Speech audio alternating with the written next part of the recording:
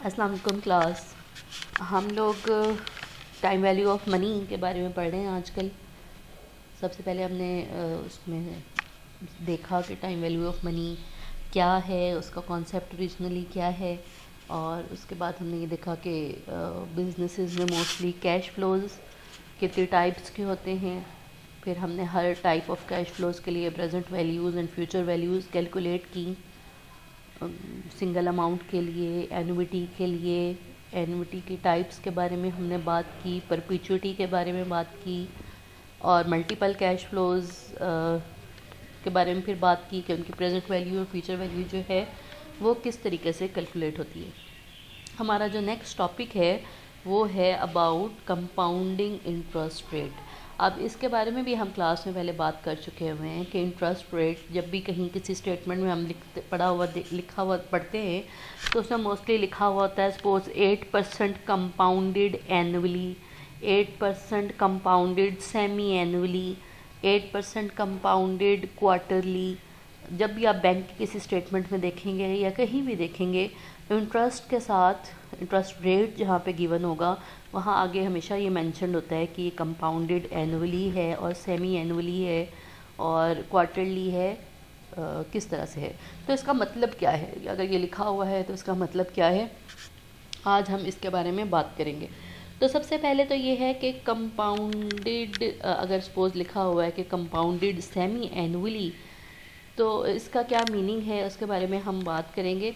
सबसे compounding annually का मतलब है कि जो भी इंटरेस्ट रेट मेंशन है, suppose 8% interest rate compounded semi annually अगर मेंशनड है तो इसका मतलब है कि आपको इंटरेस्ट रेट साल में 2 दफ़ा मिलेगा।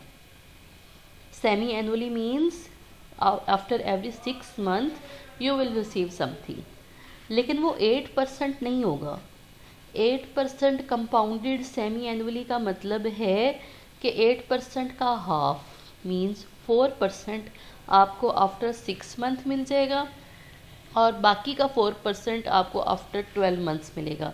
तो that is the meaning of compounded semi annually. Compounding semi annually means instead of stated interest rate जो कि 8% था, being paid once a year, पूरे साल बाद इकट्ठा नहीं मिलेगा, 1/2 of the stated interest rate. 1/2 of the stated interest rate 8% stated interest rate था और उसका half means 4% is paid twice a year. अब 4% आपको साल में 2 दफ़ा मिल जाएगा। तो डिफरेंस क्या हुआ? एक सिचुएशन है कि आपको 8% पूरे साल के बाद इकट्ठा मिल जाए, दैट मीन्स कंपाउंडेड एनुअली, जिसके बारे में हम आज तक बात करते रहे हैं जब भी हमने प्रेजेंट वैल्यू और फ्यूचर वैल्यूज़ कैलकुलेट किए हैं। जबकि दूसरी जो सिचुएशन है उसमें ये है कि 8% कंपाउंडेड सेमी एनुअली, तो दैट मीन्स हर 6 माह बाद आपको 4% इंटरेस्ट मिल जाएगा। तो कोई डिफरेंस हुआ? एक तरफ साल बाद 8% इकट्ठा मिल जाएगा, दूसरी तरफ मिलना 8% ही है लेकिन 4% 6 माह बाद मिल जाएगा और बाकी का 4% अगले 6 माह बाद मिल जाएगा।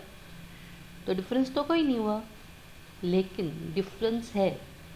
डिफरेंस ये है कि जब कंपाउंडेड सेमी एनुअली कहते हैं तो इसका मतलब है कि जो फर्स्ट 6 मंथ के बाद आपको 4% इंटरेस्ट मिलेगा वो आपकी ओरिजिनल अमाउंट में ऐड हो जाएगा।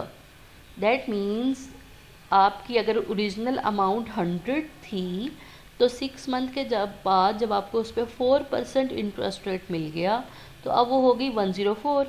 अब अगली दफ़ा जब आप इंटरेस्ट रेट कैलकुलेट करेंगे तो आप इस 104 पे करेंगे, जैसे कि ये यहाँ पे आप लोग देख भी रहे हैं। इसको हम एक दफ़ा खुद सॉल्व करके भी देख लेते हैं अगर आप लोगों की कोई कन्फ्यूजन है तो।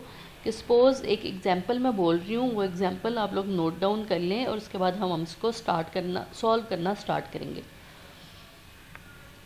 कि suppose you have deposited $100 in a bank account which promises to pay 8% compounded semi-annually what amount you will receive after 2 years। तो हम क्या करना चाह रहे हैं, हम ये देखना चाह रहे हैं कि 2 years के बाद वो $100 जो हमने आज अपने बैंक अकाउंट में जमा कराया है, आफ्टर 2 years ये $100 की अमाउंट क्या हो जाएगी, या इस $100 की फ्यूचर वैल्यू क्या होगी। तो सबसे पहले मैं यहाँ पे, चूँकि सेमी एनुअली है, लिहाजा हमने 6 months के हिसाब से कैलकुलेशंस करनी है कि पहले 6 months के बाद हमारे ये $100 कितने बन जाएंगे, फिर 12 months के बाद कितने बन जाएंगे, देन नेक्स्ट क्या होगा, 18 months। 18 months ही होगा ना, और उसके बाद है 24 months। ओके, अब हमने स्टार्ट किया $100 से, दैट मीन्स हमने $100 अपने बैंक अकाउंट में डिपॉज़िट करवाए हैं, और उस बैंक ने हमें प्रॉमिस किया है कि 8% कंपाउंडेड सेमी एनुअली।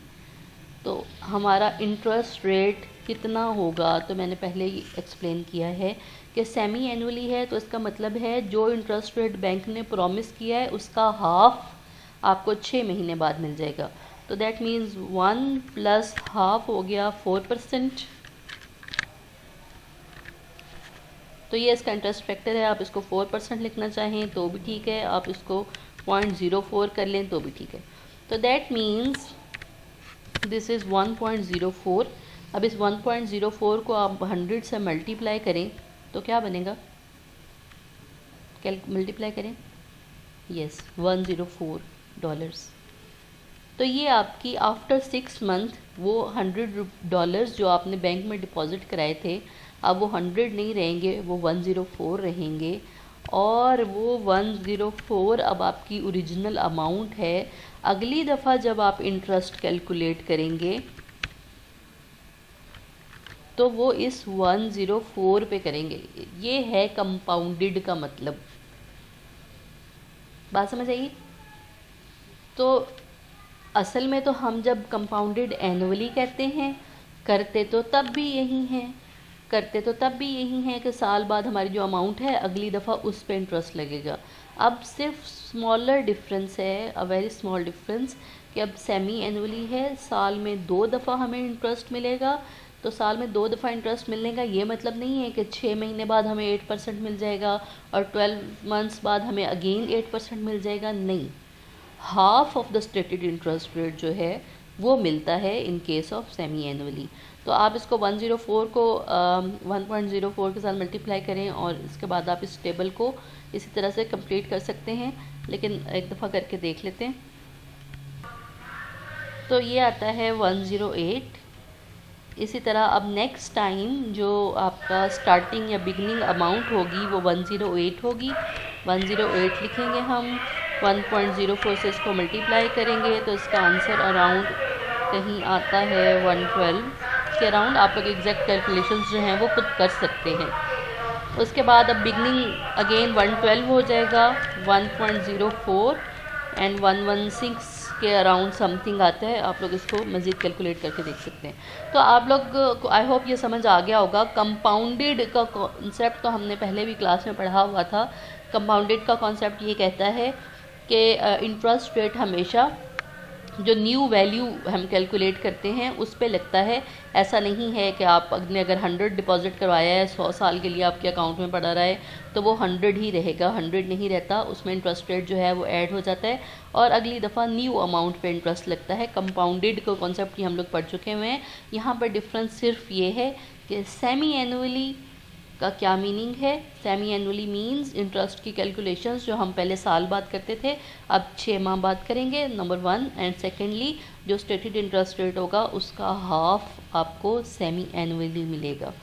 तो ये तो था सेमी एनुअली। लेकिन कुछ इंटरेस्ट रेट, जो कुछ बैंक्स जो हैं वो क्वार्टरली कंपाउंडिंग भी ऑफ़र करते हैं।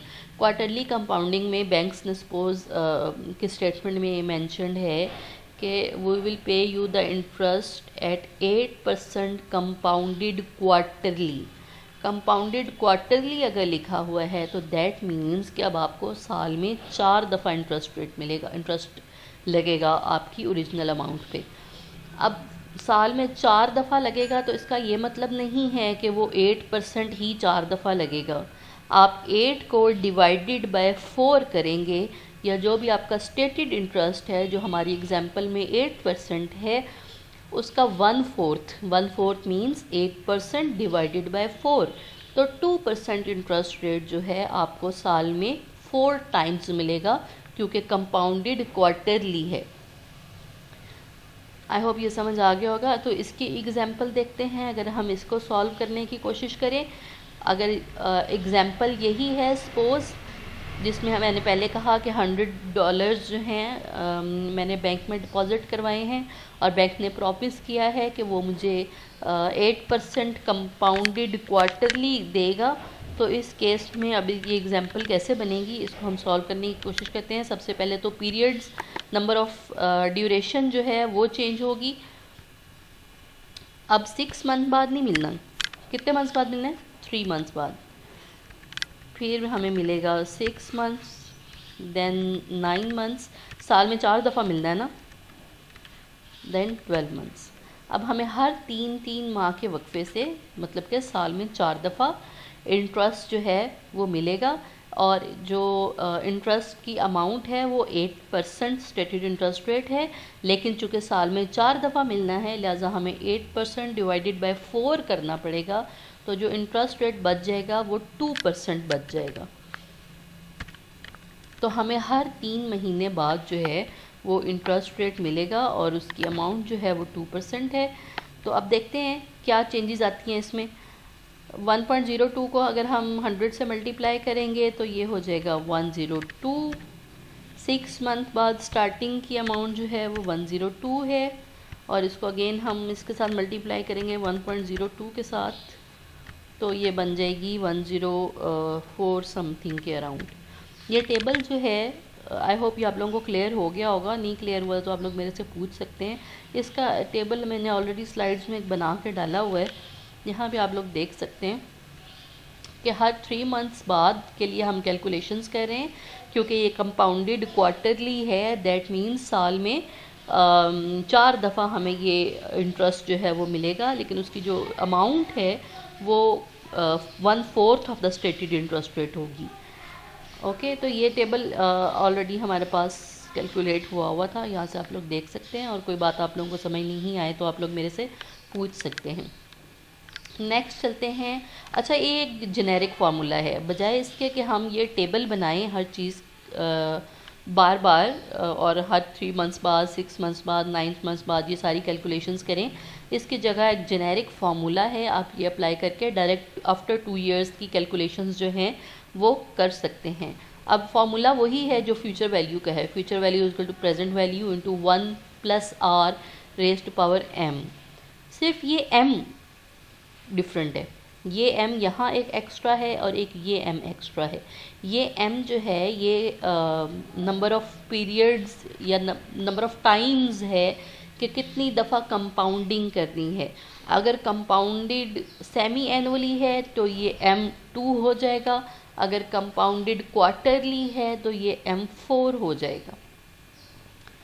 तो आप बजाय वो टेबल बनाने के आप डायरेक्टली ये फार्मूला लगा सकते हैं और कैलकुलेट कर सकते हैं कि आफ्टर 2 इयर्स आपकी जो ओरिजिनल इन्वेस्टमेंट थी, जो $1 आपने बैंक अकाउंट में जमा करवाए थे, उसकी न्यू अमाउंट जो है वो क्या बन जाएगी।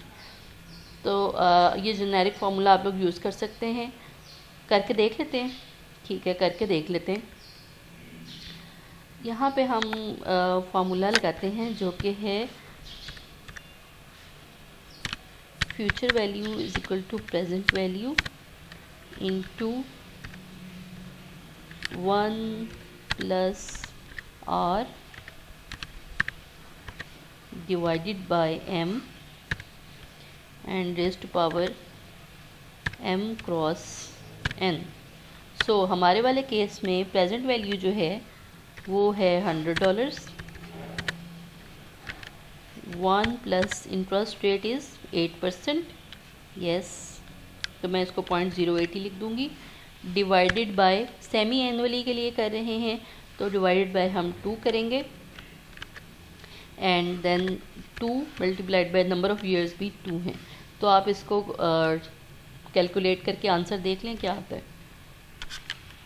करें मल्टीप्लाई, पहले 2 इंटू 2 4 एंड 0.08 डिवाइड बाई 2, मैं इसको लिख देती हूँ 1 plus 0.04 and raise to power 4। अब 1.04, आई होप ये आप लोगों से कैलकुलेट हो जाएगा क्लास, इतने कम में भी नहीं है आप लोग ना। 1.04 एंड रेज टू पावर 4, अब करके देखें ज़रा। 1.04 की पावर लें 4 और उसको 100 से मल्टीप्लाई कर दें, क्या आंसर आता है जी। तो जब इसकी 1.04 की पावर हमने 4 ली तो हमारे पास ये फैक्टर आया 1.1698, और इसको हम 100 से मल्टीप्लाई करेंगे तो आ गया 116.98। तो ये आप लोग देख सकते हैं कि 116 की जो कैलकुलेशंस हमने ऊपर की थी ये टेबल बना के, वहाँ भी at the end of 2 years हमारे पास अमाउंट 116 आ रही थी। यहाँ हमने पॉइंट के बाद की वैल्यूज़ इग्नोर की हुई हैं, आप लोग कैलकुलेट करेंगे तो यहाँ भी 116.9 ही समथिंग आएगी। तो आप इसको टेबल बना के भी कर सकते हैं और डायरेक्ट फार्मूला लगा के भी कर सकते हैं। इसका फार्मूला बाकी सारा वही है जो present value and future value का है, बस हमने यहाँ पे डिवाइड कर दिया है bye number of periods in a year, कि एक साल में आपको कितनी दफ़ा कंपाउंडिंग होगी, सेमी एनुअली होगी, क्वार्टरली होगी। अगर सपोज़ क्वार्टरली है तो हम यहाँ पे इसको डिवाइडेड बाय 4 कर देंगे एंड जो पावर में है उसको भी 4 कर देंगे। तो आप इसके लिए कैलकुलेशंस चेंज कर सकते हैं। सेमी एनुअली के लिए हमने पहले की थी, आप क्वार्टरली के लिए भी ऐसी कैलकुलेशंस कर सकते हैं। तो आई होप ये आप लोगों को क्लियर हो गया होगा कि semi annually and quarterly compounding का मीनिंग क्या है और उसके लिए कैलकुलेशंस किस तरह से होती हैं। एक और चीज़ इसके बाद है कि अगर आप कंपैरिजन करना चाहें कि अगर एनुअल इंटरेस्ट रेट हमें मिलेगा या सेमी एनुअल मिलेगा या क्वार्टरली मिलेगा तो कौन सा बेहतर है। सपोज़ हमारे पास 2 बैंक्स हैं, एक बैंक के हम पास गए हैं कि हमने $100 डिपॉजिट करवाना है और आप हमें बताएं कि आप कितना इंटरेस्ट रेट देंगे, तो वो हमसे कहता है कि I will give you 8% compounded annually. हम कहते हैं ओके, सुन के हम वापस आ गए, फिर हम दूसरे बैंक के पास गए, उससे कहा कि अगर हम $100 डिपॉजिट कराते हैं तो आप हमें कितना इंटरेस्ट रेट देंगे। तो वो बैंक हमें कहता है कि we will give you 8% compounded semi annually. And फिर थर्ड बैंक के पास गए तो उसने कहा कि I will give you 8% compounded quarterly. तो अब हम कैसे डिसाइड करें कि कौन सा बैंक बेहतर है, हम किस में डिपॉजिट करवाएं। सब सेम अमाउंट बता रहे हैं 8%, बस एक ने कहा है कि एनुअली होगी कंपाउंडिंग, एक ने कहा है सेमी एनुअली होगी और एक ने कहा है क्वार्टरली होगी। तो इसके लिए डेफिनेटली हमें कंपैरिजन करना पड़ेगा कि अगर एनुअल कंपाउंडिंग है तो 1 साल बाद हमारी अमाउंट कितनी होगी, 2 इयर्स के बाद कितनी हो जाएगी। अगर सेमी एनुअल कंपाउंडिंग होती है तो 1 ईयर के बाद हमारी अमाउंट कितनी होगी और 2 इयर्स के बाद हमारी टोटल अमाउंट कितनी हो जाएगी। और अगर क्वार्टरली कंपाउंडिंग हो रही है तो फिर हमारी 1 ईयर के बाद कंपाउंड अमाउंट कितनी हो जाएगी एंड 2 इयर्स के बाद क्या अमाउंट होगी। तो इस टेबल में आप कंपैरिजन कर सकते हैं कि in case of annual compounding 2 years के बाद हमारे $100 जो हैं वो 116.64 होंगे, सेमी एनुअल है तो 116.99 अमाउंट हो जाएगी और इन केस ऑफ क्वार्टरली 117.17। तो यहाँ आप देख सकते हैं कि जैसे कंपाउंडिंग इंक्रीज़ हो रही है, सेमी एनुअल है तो हमारी अमाउंट एनुअल वाले से थोड़ी सी ज़्यादा है और जब क्वार्टरली कंपाउंडिंग होगी तो वो सेमी एनुअल से भी थोड़ी सी ज़्यादा अमाउंट बन जाएगी। ये बहुत नॉमिनल अमाउंट आपको लग रही होगी, ये डिफरेंस बहुत थोड़ा सा लग रहा होगा क्योंकि हमने डिपॉजिट $100 करवाए हुए हैं। ये जब अमाउंट ज़रा बड़ी होती हैं तो ये स्मॉल डिफरेंसेस जो हैं ये भी बड़े मैटर करते हैं। तो यहाँ से देख के हमें बड़ी अच्छी तरह आइडिया हो रहा है कि क्वार्टरली कंपाउंडिंग जो है वो ज़्यादा बेहतर है क्योंकि वो हमें ज़्यादा इंटरेस्ट जो है वो पे कर रही है। तो आई होप कि आप लोगों को क्लियर हो गया होगा। तो ये तो बात थी जब कंपाउंडेड सेमी एनुअली या कंपाउंडेड क्वार्टरली है। कुछ एक्सट्रीम केसेस ऐसे हैं जहाँ पे कंटिन्यूस कंपाउंडिंग भी होती है, जिसको हम कहते हैं कि this is compounding on every nano second, second भी नहीं, nano second. This is the smallest period imaginable. तो हर नैनो सेकंड पे भी कंपाउंडिंग होती है। तो जस्ट इमेजिन कि हम इसकी कैलकुलेशंस कैसे कर सकते हैं। 365 days in a year, 24 hours in a day and minutes and seconds, और फिर नैनो सेकंड्स हम कैलकुलेट करने बैठेंगे तो वो ऑलमोस्ट इन्फिनिटी हो जाता है। तो इस वजह से उन्होंने ऑलरेडी इसको इन्फिनिटी के साथ रिप्लेस कर दिया है। ये फार्मूला हम उसके लिए यूज़ करेंगे, ऑल्दो कि ये प्रैक्टिकली बहुत कम यूज़ होता है, बहुत एक्सट्रीम केसेस में यूज़ होता है, लेकिन फिर भी आप इसके फार्मूला को एक दफ़ा देख लें। अब आप इसको जो ये ई है बेसिकली दिस इज़ एक्सपोनेंट, ये हमारे कैलकुलेटर्स में ऑलरेडी मौजूद होता है। इसकी वैल्यू हम कैलकुलेटर्स से कैलकुलेट कर सकते हैं। तो आपको बस प्रेजेंट वैल्यू चाहिए, उसके बाद आप इसको एक्सपोनेंट का बटन प्रेस करके जो भी इसके ऊपर वैल्यू होगी उसके साथ कैलकुलेट कर सकते हैं। उसकी कोई क्लास में एग्जांपल हम कर लेंगे, लेकिन ये इतना ज़्यादा कॉमन नहीं है, तो हम इस पर क्लास में फिर बात कर लेंगे अगर आपको फील हुआ तो। ओके, तो आई होप आप लोगों को ये कंपाउंडिंग वाला कॉन्सेप्ट जो है ये अब समझ आ गया होगा। लेकिन अब ज़रा आप लोग सोचें कि इंटरेस्ट रेट दो तरह के नहीं हो गए। एक तो वो जो बैंक हमें कह रहा है कि इतना दूंगा, और एक वो जो एक्चुअल में बन रहा है। क्या मतलब है कि बैंक ने कहा कि मैं तुम्हें 8% इंटरेस्ट रेट दूंगा कंपाउंडेड सेमी एनुअली, ठीक है।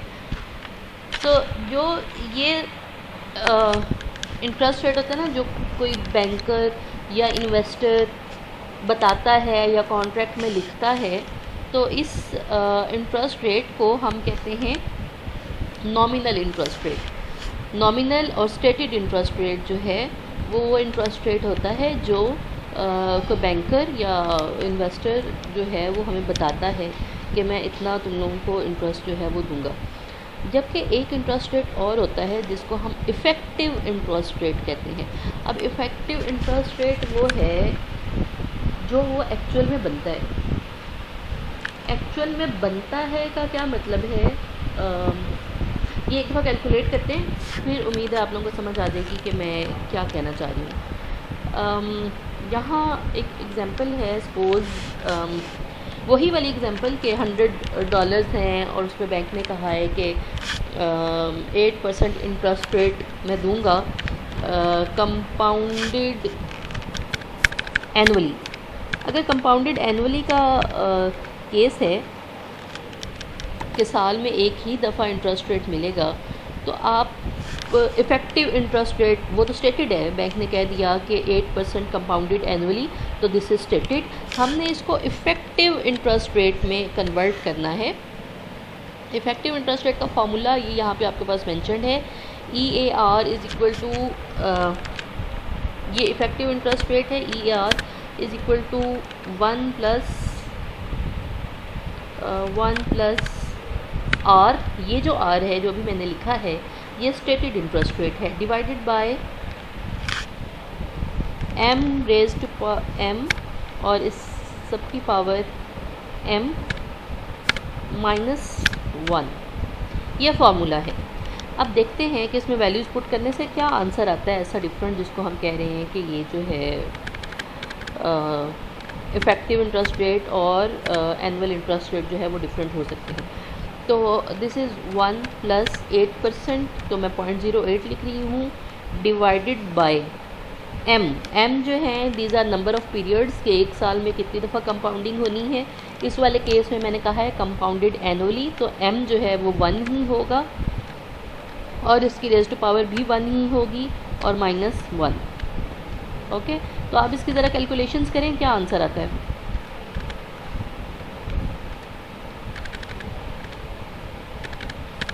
जो ये ब्रैकेट के अंदर है 0.08 डिवाइडेड बाय 1 मीन्स 0.08, और इस 0.08 को 1 में ऐड कर देंगे तो ये बन जाएगा 1.08 और -1 इज़ इक्वल टू 0.08, जिसको हम कहते हैं 8%। तो this is effective annual rate, कि अगर बैंक ने स्टेट किया है कि मैं 8% इंटरेस्ट दूंगा कंपाउंडेड एनुअली, तो इस केस में स्टेटेड जो है वो इफ़ेक्टिव या एक्चुअली में बैंक जितना दे रहा होगा उसके इक्वल ही है 8%। अभी भी नहीं समझ आया होगा तो कोई नहीं, हम सेमी एनुअली के केस करते हैं, उससे आई होप ज़रा ज़्यादा क्लियर हो जाएगा। कंपाउंडेड सेमी एनुअली,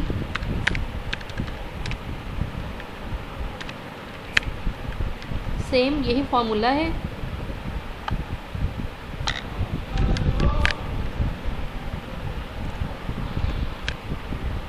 ओके, अब इसमें वैल्यूज़ पुट करें ज़रा। कंपाउंडेड सेमी एनुअली का मतलब है बाकी सारा कुछ तो ये 1 प्लस आर वही 8% है, उसकी जगह मैं 0.08 लिख रही हूँ, डिवाइड बाय एम। अब कंपाउंडेड सेमी एनुअली का मतलब है कि साल में 2 टाइम्स हमें इंटरेस्ट रेट मिलेगा। ये नंबर ऑफ़ पीरियड्स जो हैं ये 2 हैं, एंड रेज टू पावर भी m है तो वहाँ भी 2 आ जाएगा, एंड देन -1। इसके लिए ज़रा करें कैलकुलेशंस और मुझे बताएं क्या आंसर आता है। तो सबसे पहले तो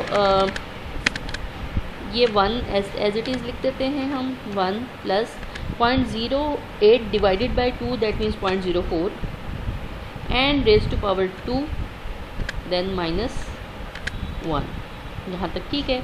अब ये 1 प्लस 0.04 का मतलब है 1.04 बन गया, और 1.04 की रेज टू पावर 2 अभी ऐसे ही मौजूद है। मैं रेज टू पावर यहाँ पे लिखना ज़रा मुश्किल है तो मैं डायरेक्ट 2 ही लिख देती हूँ, और -1। फाइन, अब 1.04 की रेज टू पावर 2 ज़रा करें क्या आंसर आता है। तो इसका आंसर आता है, आप लोगों ने भी कैलकुलेट किया होगा, 1.0861। ये 1.04 की रेज टू पावर जब हमने 2 लिया तो इसका आंसर आया ये, एंड -1 अभी रहता है, इसमें से हम 1 को माइनस कर देंगे। ओके, तो अब क्या 1.086 में से हम 1 माइनस करें तो बाकी बच जाएगा 0.0861। ये पॉइंट्स में है, हम इसको परसेंटेज में कर सकते हैं तो आंसर आएगा 8.61%।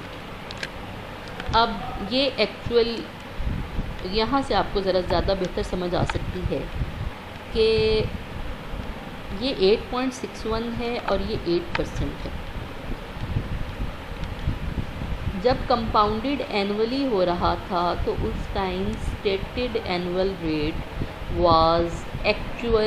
वाज इक्वल टू एक्चुअल और इफ़ेक्टिव एनुअल रेट, दोनों एक ही थे क्योंकि कंपाउंडिंग एनुअली थी, एक ही टाइम पीरियड था, तो वो बेसिकली सेम थे। लेकिन जब कंपाउंडेड सेमी एनुअली हो गया तो स्टेटेड इंटरेस्ट रेट 8% है, लिखा हुआ 88% है, लेकिन जो एक्चुअल में मिल रहा है वो बनता है 8.61 एनुअली।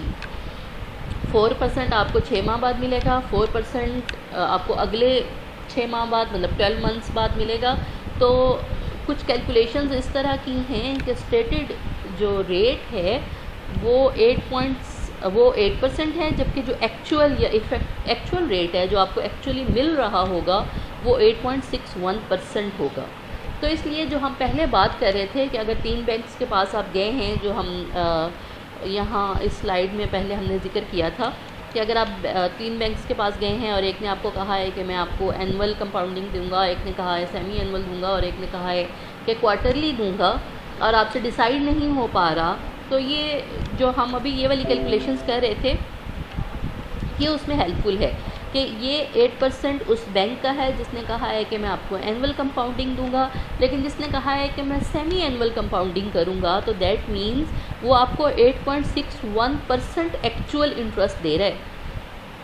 कंपाउंडिंग वाला 8% ही दे रहा है जितना उसने स्टेट किया है, लेकिन जो दूसरा बैंक है जिसने कहा है सेमी एनुअल कंपाउंडिंग करूंगा तो दैट मीन्स स्टेट वो 8% कर रहा है, लेकिन जो एक्चुअली में देगा वो 8.61% के करीब के इक्वल होगा। क्यों इक्वल होगा? क्योंकि वो कंपाउंडिंग सेमी एनुअली है। तो इसलिए वो बैंक्स बेटर हैं जो आपको इंटरेस्ट रेट तो सेम बता रहे हूँ लेकिन कंपाउंडिंग ईयरली ज़्यादा कर रहे हूँ या नंबर ऑफ़ पीरियड ज़्यादा हूँ। जितना जितना नंबर ऑफ़ पीरियड्स जो हैं वो इंक्रीज़ होते जाते हैं उतनी ही एक्चुअल इंटरेस्ट रेट जो है वो इंक्रीज़ होता जाता है, जिसको एक्चुअल या इफ़ेक्टिव इंटरेस्ट रेट कहते हैं। तो स्टेटेड इंटरेस्ट रेट वो इंटरेस्ट रेट है, स्टेटेड या नॉमिनल वो इंटरेस्ट रेट है जो बैंकर्स जो हैं बताते हैं, कॉन्ट्रैक्ट वाले डॉक्यूमेंट्स में लिखते हैं, उनको हम नॉमिनल इंटरेस्ट रेट कहते हैं। और एक्चुअल या इफ़ेक्टिव इंटरेस्ट रेट वो होते हैं जो एक्चुअली में हम अर्न कर रहे होते हैं, जो एक्चुअली में इन्वेस्टमेंट पे इंटरेस्ट लग के आ रहा होता है। और ये दोनों डिफरेंट हो सकते हैं। अगर कंपाउंडिंग सेमी एनुअली या क्वार्टरली या कॉन्टीन्यूस कंपाउंडिंग है तो उस केस में डिफरेंट होंगे, लेकिन अगर एनुअल कंपाउंडिंग है तो उस केस में नॉमिनल और इफ़ेक्टिव एनुअल रेट जो है वो दोनों सेम होंगे। और आई होप ये बात आप लोगों को क्लियर होगी नहीं क्लियर तो आप लोग मेरे से बाद में पूछ सकते हैं। ये तो था कंपाउंडेड सेमी एनुअली। इसी तरह कंपाउंडेड क्वार्टरली भी हो सकता है और उसके लिए भी कैलकुलेशंस आप लोग को मैं कर देती हूँ अगर आप लोगों को मुश्किल लगती हैं तो। कंपाउंडेड सेमी एनुअली है, लेकिन अगर हम कंपाउंडेड क्वार्टरली करना चाहते हैं तो बड़ी आसानी से कर सकते हैं। यहाँ से बस मैं ज़रा क्वार्टरली, ठीक है, और फॉर्मूला यही सेम है। डिफरेंस कहाँ पे आएगा? एम, नंबर ऑफ़ पीरियड्स में। यहाँ पे क्वार्टरली है तो दैट मीन्स साल में 4 टाइम्स आपको इंटरेस्ट मिलेगा, और यहाँ पे भी 4 कर दें तो सॉरी ये 4 एंड इसकी रेज़ टू पावर भी 4 हो जाएगा। ठीक है, तो आप यहाँ पे कैलकुलेट खुद कर सकते हैं, करें ज़रा और बताएं मुझे क्या आंसर आता है। ये 1.08 डिवाइडेड बाय 4 दैट मीन्स बाकी बच जाएगा 1.02। 1.02 को 1 में ऐड कर दें तो 1.02, 1.02 की रेज़ टू पावर 4 ले लें, 1.02 raise to power 4 and then -1। हाँ जी, करें, इसका आंसर क्या आता है?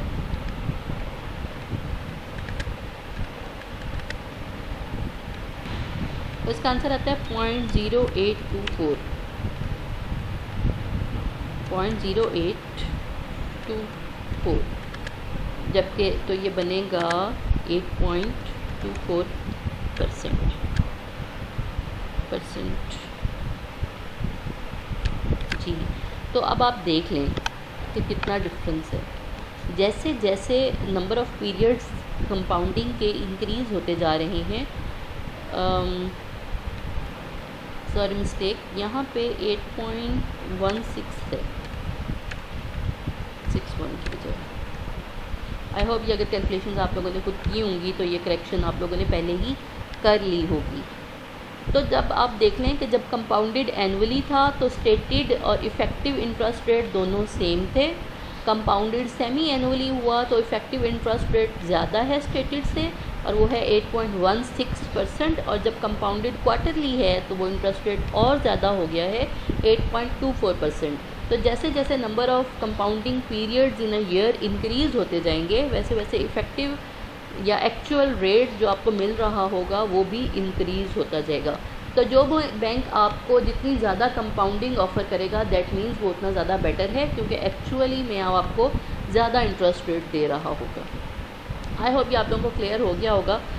नेक्स्ट टॉपिक जो है वो हम लेक्चर में स्टार्ट करेंगे, जो कि इसकी कुछ स्पेशल एप्लीकेशंस हैं of time value of money.